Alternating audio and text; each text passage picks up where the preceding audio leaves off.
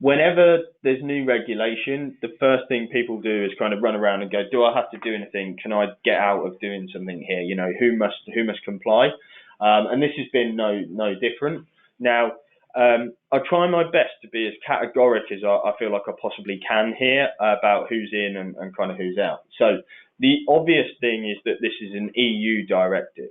So if you're a financial organisation or you're an outsourced IT service provider who operates within the EU, then you're obviously going to apply. You know, that's black and white.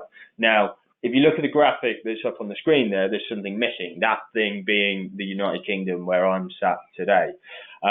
With the United Kingdom no longer being an EU member state, that throws a lot of confusion and sort of grey area around as to what should be going on with a firm based in London or a UK-based firm. So there's also been murmurings, I guess, of the UK potentially choosing to adopt the regulation anyway.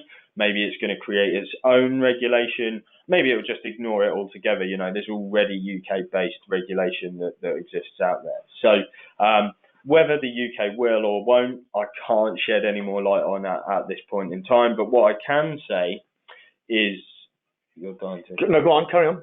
Oh, skip too many. What I can say is, if you are one of these types of organisation, then you are in scope for DORA. If you're a UK-based one of these types of organisation, then if you do business with an EU-registered entity, if you've got European operations, if you trade within the EU markets, despite being a UK firm, so let's say your office is in London, all your staff are in London, you know, you're registered with UK Companies House or whatever it is, but you connect to the German Stock Exchange, then you're going to fall into scope with DORA. Now, in my opinion, I think that actually complying, even if you don't have to by law, is probably also only ever a good thing.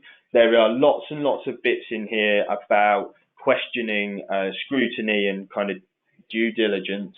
I was going to have to say it at some point. Around, you know, where you place your business, where you award contracts and who you do business with and who you connect to technically, that if you deliberately mark yourself as out of scope and try not to comply, that I think you could see yourself at a competitive disadvantage when it comes to the awarding of contracts and comparing between firms and things like that.